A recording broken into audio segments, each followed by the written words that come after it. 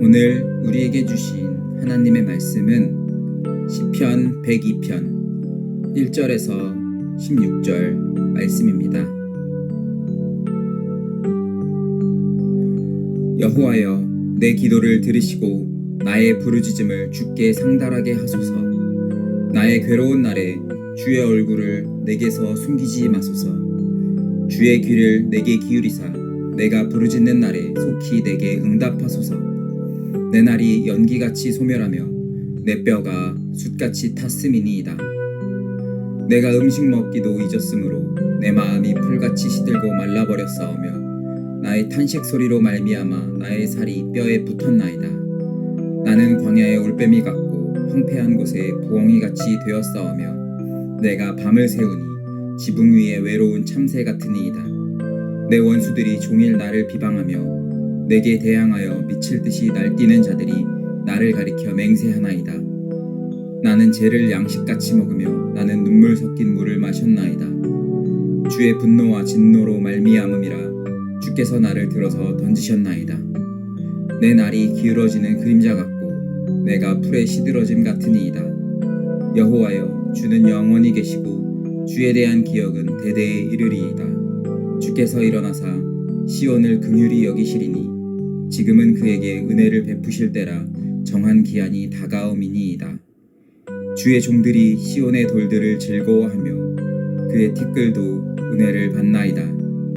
이에 뭇 나라가 여호와의 이름을 경외하며 이 땅의 모든 왕들이 주의 영광을 경외하리니 여호와께서 시온을 건설하시고 그의 영광 중에 나타나셨음이라.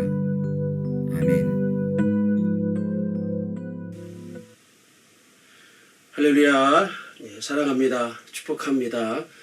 오늘도 함께 여러분들과 예배할 수 있어서 참 감사하고 또 하나님께서 우리에게 주신 은혜를 함께 사모하면서 오늘도 말씀에 주의 음성을 귀 기울일 수 있기를 축복합니다. 오늘은 102편의 말씀으로 함께 은혜를 나누도록 하겠습니다. 여러분, 어떤 인생이든 각자에게 주어진 고난의 몫은 다 있습니다. 그래서 고난은 보편적인 것입니다. 특별한 것이 아니라 보편적인 것입니다. 고난을 겪지 않는 인생은 없습니다. 작은 고난이든 큰 고난이든 고난이라는 이름으로 찾아오는 모든 것은 우리 안에 고통과 상처와 아픔을 남깁니다. 아무 고통도, 아무 상처도, 아무 아픔도, 어떤 슬픔도 없이 그냥 지나가는 것이라면 그것을 고난이라고 할 수 없습니다. 인생은 그 고난 속에서 주저앉아 탄식하며 슬퍼합니다. 보편적인 것입니다. 인생은 다 똑같습니다. 그런데 성도는 그 고난 앞에서 주저앉고 탄식하는 것으로만 반응하지 않습니다. 성도는 조금 다른 한 가지에 대해 반응을 합니다. 어떻게 하는가? 하나 더 반응을 하는데 뭐냐면 하나님께 기도로 도움을 요청합니다. 이게 다릅니다. 이게 결정적인 차이를 만듭니다. 여러분, 그 차이가 세상과 어떤 차이를 만들어내는지 아십니까? 결론적으로 말씀을 드리면 이 차이가 하나님의 영원하심에 눈을 돌리게 됩니다. 하나님의 영원하심에 눈을 뜨게 됩니다. 관심을 갖게 됩니다.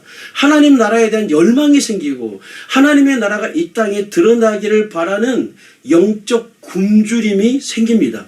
뭐를 통해서요? 뭐를 통해서? 인생의 고난을 통해서. 인생의 고난을 통해서. 고난은 보편적이지만 그리스도인들은 그 보편적 고난 앞에서 한 가지 다른 반응, 즉 하나님께 기도로 요청한다는 것, 탄식하며 살아가되 기도로 요청한다는 거죠. 그 고난을 통해 우리 인간은, 하나님의 사람들은 영원한 것에 눈을 뜬다는 겁니다. 하나님 나라에 대한 열망이 생긴다는 것입니다. 여러분, 먼저 오늘 본문의 말씀을 한번 보겠는데 시편 102편을 소개하는 102편의 표제어를 한번 보십시오. 여러분, 성경책에 있습니다. 성경책 제일 위에 보면 102편 말씀의 위에 보면 대가로 되어 있어가지고 표제가 나옵니다. 뭐라고 되어 있냐면 고난당한 자가 마음이 상하여 그의 근심을 여호와 앞에 토로하는 기도 이렇게 되어 있습니다. 자, 보시면 누가 이 기도를 하고 있습니까? 고난당한 자가. 어떤 마음으로 기도합니까? 상한 마음으로. 그리고 자신의 근심을 누가 앞에 토로합니까? 여호와 앞에. 기도로 토로하는 내용. 이게 바로 시편 102편의 표제예요. 즉 102편을 소개하는 내용입니다. 자, 그러면 1절 말씀을 한번 보시면 시편 기자는 자신의 기도가 하나님께 상달되기를 이르기를 바라고 있습니다. 그러면서 2절 말씀을 보시면 괴로운 날에 주의 얼굴을 숨기지 마시고 주의 귀를 기울여 주시고 내가 부르짖을 때에 빨리 응답해 주시기를 시편 기자가 간구합니다. 그러면 여러분, 시편 기자가 어떤 상황 속에 처해 있었는가? 뒤이어 나오는 8절과 9절 말씀을 보시면 시편 기자는 원수들로부터 지속적인 압박과 비방을 받고 있고 또 저주의 대상이 된 것을 우리는 충분히 추측할 수 있습니다. 시편 기자가 겪고 있었던 고통은 매일매일 직면하게 되는 현실적인 문제였고 또한 사람과 사람 속에서 벌어졌던 관계성에서 발생한 고통의 문제였습니다. 그래서 시편 기자가 간절한 마음으로 괴로운 날에 주의 얼굴을 내게 숨기지 마소서라고 기도한 것입니다. 여러분, 이 기도 안에는 굉장히 중요한 내용을 담고 있습니다. 그게 뭐냐면 고난의 문제에 직면했을 때 우리가 진정으로 두려워할 것은 그 대상은 원수가 아니라는 겁니다. 우리에게 고통과 고난을 가져다주는 그 원수가 우리의 두려움의 대상이 아니라 우리가 정말 진정으로 두려워해야 될 것은 하나님의 부재입니다. 하나님의 부재. 하나님이 여기 계시지 않는다라는 이 인식, 이 하나님의 부재야말로 우리가 정말 인지해야 될 인생의 가장 큰 위기여야 되고 가장 큰 두려움의 현실이어야 한다는 것입니다. 여러분 정말 그렇게 고백하십니까? 아멘. 그런데 그 하나님의 부재하심에 대해서 별로 관심이 없습니다. 하나님이 부재하신 것 같은 현실을 내가 지금 살아가고 있지만 불편하지가 않습니다.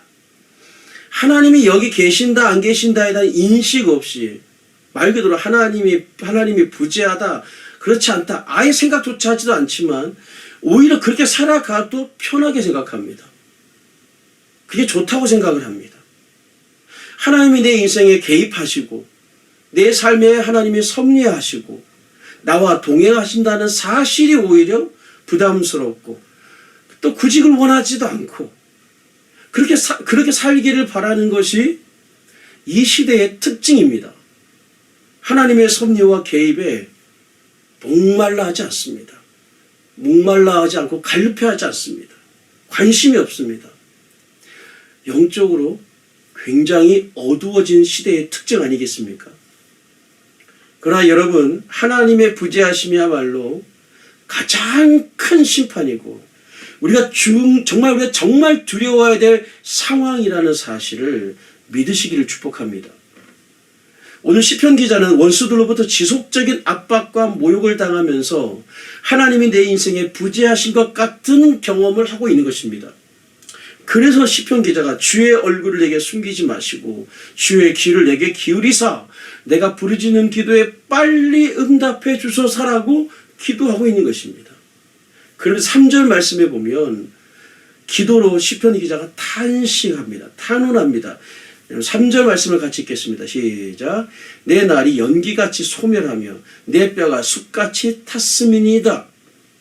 여러분, 내 날이 연기같이 소멸하며 내 뼈가 숯같이 탔다라는 것은 무슨 얘기겠습니까? 지금 시편 기자가 고난의 현실 때문에 신체적으로 정신적으로 그 기능이 급격하게 쇠약해졌다는 얘기입니다. 여러분, 정신적으로 육체적으로 소진되고 쇠약해지면 밥맛이 사라집니다. 밥맛이 없습니다.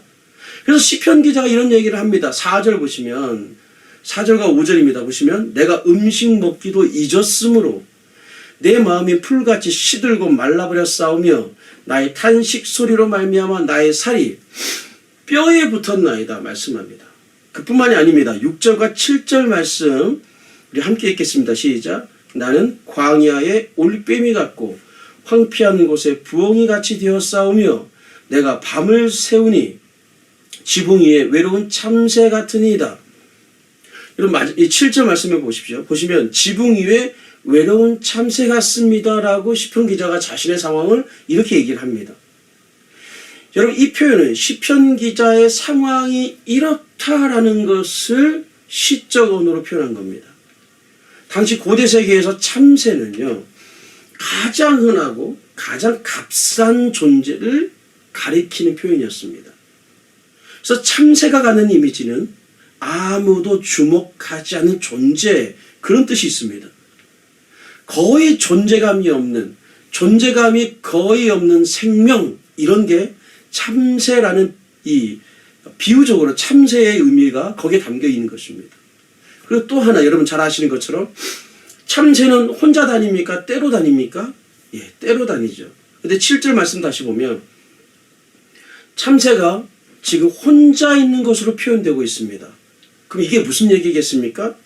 시편 기자의 상태가 매우 비정상적인 상황 속에 지금 처해 있다라는 것을 알 수 있습니다. 달리 얘기하면 이 시편 기자는 공동체로부터 단절된 상태라는 것을 우리가 추정해 볼 수가 있는 거죠. 자, 그리고 이 시편 기자가 어디에 있는 것으로 표현합니까? 자신을 참새라고 얘기하면서 지붕 위에, 그 지붕 위에서 밤새 울고 있다고 말씀하고 있습니다. 이 표현은 고통과 염려로 잠을 이루지 못하는 불면의 시간을 시편 기자가 보내고 있다는 것을 얘기하는 겁니다. 그러면 왜 그러고 있었겠습니까? 이유가 뭐겠습니까? 자신의 처지가 마치 뭐와 같다? 참새와 같이 아무도 주목하지 않고 전혀 존귀 여김을 받지 못하는 정말 미약한 생명에 불과한 그런 존재로 이 시편 기자가 공동체로부터 배제되고 홀로 남겨져 있기 때문에 존재론적으로 이 시편 기자는 불안해서 잠을 이루지 못하고 밤을 새며 끙끙 앓고 있는 겁니다. 6절 말씀에도 보시면 비유적으로 이런 얘기가 나오죠. 부엉이 같고 올빼미 같다라는 표현도 나옵니다. 이것도 마찬가지입니다. 여러분 레위기 11장의 말씀이나 신명기 14장 말씀에 보면 부정한 것과 정한 것, 부정한 짐승, 정한 짐승을 나누면서 조류에 대해서, 새에 대해서도 나누는데 올빼미와 부엉이의 경우는요 부정한 새로 분류가 됩니다. 그런데 여러분 6절, 오늘 보면 6절에 보면 광야의 올빼미라는 표현이 나옵니다. 그리고 황폐한 곳에 부엉이라는 표현이 또 나오죠. 광야의 올빼미, 황폐한 곳에 부엉이, 공통점이 뭘까요? 이 두 새는 부정한 짐승이라고 말씀을 드렸지만 그 외에 공통점이 뭐냐? 광야의 올빼미, 황폐한 곳에 부엉이. 뭡니까? 여기는 사람이 살기에는 적합하지 않은 폐허와 같은 그런 곳을 서식지로 삼고 있다. 사람이 살기에 적합하지 않은 폐허와 같은 곳이다 라는 공통점이 있습니다. 생명이 존재하기 어려운 장소라는 겁니다. 달리 표현하면 하나님의 임재와 멀어진 자리, 또는 하나님의 임재와 멀게 느껴지는 어떤 상황을 얘기하는 것입니다. 정리하자면 이런 얘기입니다.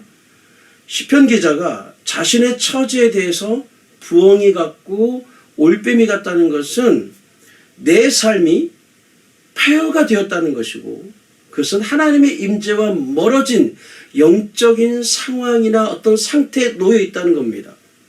그리고 이 시편 기자가 참새와 같다라고 말하는 것은 사람들로부터, 하나님으로부터 자신이 고립되어 있는 존재로 잠을 이루지 못하는 불면의 밤을 보내면서 그렇게 울고 있는 자신의 상황을 시어로 이 시편 기자가 표현한 것입니다. 왜냐하면 8절과 9절의 상황 때문입니다. 이런 8절 말씀을 보시면, 자 보십시오. 원수들이 종일 비방하고, 그리고 그다음 보세요. 내게 대항하여 미칠 듯이 날뛰는 자들이 나를 가리켜 맹세하나이다 그랬습니다. 나를 대항하여 미칠 듯이 날뛰는 자들이 나를 가리켜 맹세한다. 이게 무슨 얘기냐면 나를 비웃는 자들이 내 이름을 불러가면서 저주하더라는 겁니다. 이름을 불러가면서 저주하더라는 겁니다. 그래서 9절 말씀에 보시면 9절 보시면 내가 쟤를 밥처럼 먹고 눈물을 물처럼 마셨다 이런 얘기를 합니다. 그러면서 시편 기자가 자신이 처한 지금의 이 고통스럽고 두려운 이 절박한 상황을 하나님과 관련해서 굉장히 중요하면서도 어찌 보면 과격한 표현을 토해냅니다. 10절 말씀해 보세요. 보시면 주의 진노로 말미암이니라. 뭐 때문이라고 말하고 있습니까? 주님의 진노 때문이다. 이 모든 상황이 뭐 때문이다? 주의 진노 때문에 이 모든 상황이 내게 일어났다. 그런 얘기를 하는 겁니다. 여러분 10절과 11절 말씀 우리 같이 한번 읽어보겠습니다. 자 시작. 주의 분노와 진노로 말미암이니라. 주께서 나를 들어 던지셨나이다. 내 날이 기울어지는 그림자 같고 내가 풀에 시들어짐 같으니 있다. 결국 누구 때문에? 하나님의 분노와 진노 때문이다 라고 말하면서 그 다음에 10절 다시 보면 이어서 뭐라고 얘기합니까? 하나님이 나를 어떻게 했다고요? 들어 던지셨다고 말합니다. 들어 던지셨답니다. 여기 들어 던졌다라는 것은요, 들다와 던지다의 합성어입니다. 이 들다의 정확한 원문의 번역은요, 들다가 아니라 지금 손처럼 들어 올리다입니다. 그리고 던지다라는 것은요, 샤라크라고 하는 히브리어 단어가 쓰였는데, 이거는 그냥 던지는 게 아니고, 이렇게 던지는 게 아니라, 이 샬라크, 던지다는 건요, 내 던지다입니다. 내 팽개치다라는 뜻을 가지고 있습니다. 지금 시인이 하나님에 대해서 느끼고 있는 감정이 이렇다는 겁니다. 하나님이 자신을 들어 올려서, 즉 의도적으로 들어 올린 후에 그 다음 어떻게 그냥 자신을 내 던져버렸다. 하나님이 나를 들어 올려서 나를 내 팽개쳐버렸다. 그렇게 시편 기자가 하나님에 대해서 그렇게 느끼고 있다는 겁니다. 여러분, 그런데 그 하나님은 한때 어떤 하나님이었습니까? 어떤 하나님이었습니까? 자신을 보호해주고 자신을 세워주고 은혜를 베풀어 주신 하나님이셨습니다. 그런데 그 하나님이 그 같은 하나님의 손으로 자신을 어떻게 했다고 느낀 거예요? 나를 들어 올리셔서 내 팽개치셨다고 이 시편 기자가 느끼는 겁니다. 그러니 생각해 보십시오. 얼마나 더 고통스럽겠습니까?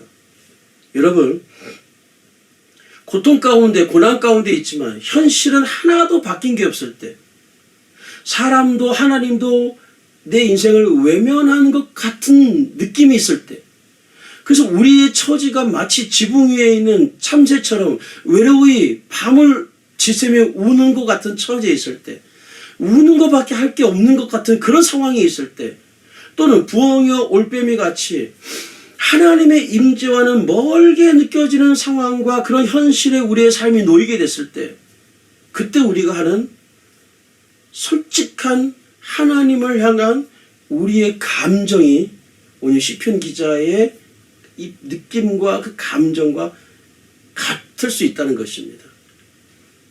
어떻다는 얘기죠? 내가 지금 당하는 삶의 고난과 고통과 이 쓰라림은 그 결과는 주의 분노와 진노 때문이라고. 하나님의 나를 들어내 던지셨다고 그렇게 느낄 수가 있다는 겁니다. 그런 절박함과 그 고통스러운 표현을 우리도 할 수 있다는 겁니다. 근데 여러분, 정말 하나님이 그렇게 하셨을까요? 나를 정말 들어 올리셔서 의도적으로 들어 올리셔서 나를 그냥 내 던지셨을까요? 하나님이 당신의 자녀들을 그렇게 대하시는 분이 맞을까요? 아닙니다, 여러분. 결코 그렇지 않습니다. 마태복음 10장에 보시면 예수님도 참새를 비유로 들어서 말씀하신 적이 있습니다. 이런 말씀을 하셨죠. 참새 2마리가 한 아사리온에 팔리지 않느냐라고 말씀하시면서, 그러나 너희에게는 머리털까지 다 새 신바 되었다고 말씀하시고, 뒤에 가서는 너희는 많은 참새보다 귀하다고 말씀하십니다. 할렐루야. 무슨 얘기겠습니까? 비록 우리가 보기에는 참새와 같이 보잘것없는 우리의 생명이지만 하나님 편에서는 결코 잊을 수 없고 포기할 수 없는 생명이라는 겁니다. 누가요? 저와 여러분이요. 마찬가지로 올빼미가 있는 광야와 부엉이가 있는 황폐한 곳은 항상 우리의 인생이 하나님을 발견하게 되는 장소입니다. 올빼미가 있는 광야, 부엉이가 있는 황폐한 곳, 거기는 하나님의 임재와는 멀어진, 하나님의 임재가 없는 것 같은 상황이 아니라 오히려 거기는 오히려 하나님을 발견하게 되는 장소라는 겁니다. 거기서 우리는 하나님의 분명한 음성을 듣는 것입니다. 우리는 거기서 하나님의 섭리가 작동하는 것을 보게 될 것이고, 거기서 하나님의 임재를 확실히 느끼고 발견하게 될 겁니다. 그리고 11절 말씀해 보시면 내 날이 기울어지는 그림자 같고 내가 풀에 시들어짐 같다라고 말씀합니다. 이 말씀을 그냥 딱 보면 시인이 여전히 탄식하며 절망하며 이 얘기를 하는 것 같지만, 사실 이 시인의 이 11절의 탄식 안에는 중요한 어떤 깨달음이 그 이면에 녹아 있는 것입니다. 그게 뭐냐면 시편 기자가 이 11절 말씀이 내 날이 기울어지는 그림자 같고 내가 풀에 시들어짐 같다라는 이 말은 탄식만 있는 것이 아니라 그 탄식 속에는 중요한 인생의 깨달음, 즉 인생의 덧없음, 인생의 날이 기울어지는 그림자 같다, 말라가는 풀 같다, 인생의 덧없음, 이거를 깨달은 것입니다. 그래서 시인이 12절 말씀에서 이렇게 고백합니다. 12절 같이 읽겠습니다. 시작. 여호와여 주는 영원히 계시고 주에 대한 기억은 대대에 이르리이다. 아멘. 여호와여 주는 영원히 계시고 주에 대한 기억은 어떻게 해요? 대대에 이르리로다. 여러분 이 구절을 히브리어 원문으로 보면 이 12절에는요. 그 첫 단어가 어떻게 시작되냐면 느아타라고 하는 단어로 시작합니다. 느아타. 이게 뭐냐? 그러나 당신은이에요. 이 느라고 하는 히브리어가 들어가 있어요. 느아타. 그러나 당신은 이란 뜻이 이 단어가 이 12절 첫 문장에 시작합니다. 다시 말해서 12절에는 뭐가 생략됐습니까? 그러나라는 게 생략되어 있습니다. 중요한 접속사가 생략이 됐다는 얘기입니다. 말씀을 맺겠습니다. 여러분 하나님으로부터 주어진 인생의 고난과 고통의 시간을 통과한 사람들은요. 중요한 사실을 하나 깨닫습니다. 어떤 걸 깨닫는가? 하나님으로부터 주어진 인생의 고난과 고통을 통과한 사람들은요. 인생의 덧없음, 그 덧없음, 인생은 지나가는 존재다. 이걸 깨닫습니다. 그러나 12절 말씀 느아타. 그러나 여러분 인생은 참 신기하게도 그때 하나님의 영원하심에 눈을 돌리게 됩니다. 그때 하나님의 영원하심에 대한 관심이 일어나기 시작합니다. 하나님의 영원한 것을 그때부터 사모하게 됩니다. 언제부터요? 하나님으로부터 주어진 인생의 고난과 고통과 이 절망의 시간을 통과한 사람들이 이후에 인생의 덧없음, 인생은 지나가는 존재구나를 깨닫는 순간 뭘 깨닫는다고요? 그러나 뭘 깨닫는다고요? 하나님의 영원한 것에 눈을 뜨게 된다는 거예요. 눈을 돌리게 된다는 겁니다. 영원한 것을 사모하게 됩니다. 하나님의 나라가 이 땅에 건설되기를 바라고 하나님의 영광 중에 나타나기를 열망하게 된다는 것입니다. 이 내용들이 오늘 다 살펴보진 않았지만 13절과 14절, 15절, 16절의 이야기입니다. 사랑하는 여러분, 우리의 눈이 열려지기를 축복합니다. 우리의 소망, 우리의 간절한 바람이 하나님의 나라이기를 축복합니다. 영원한 것을 사모하기를 축복합니다. 그냥 되는 게 아닙니다.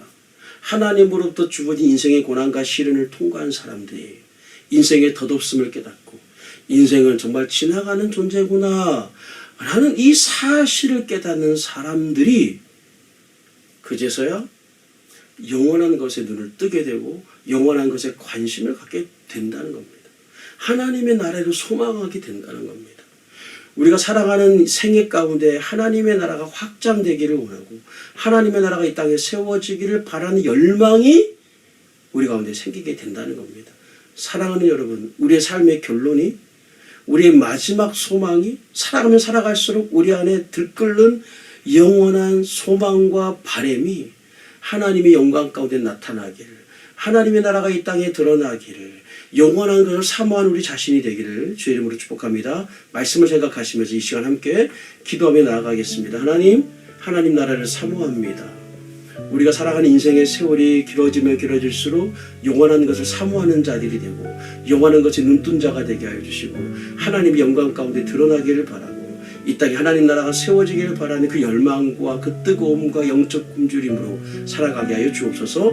제가 말씀을 생각하시면서 다 함께 기도하며 나아가겠습니다. 기도하겠습니다.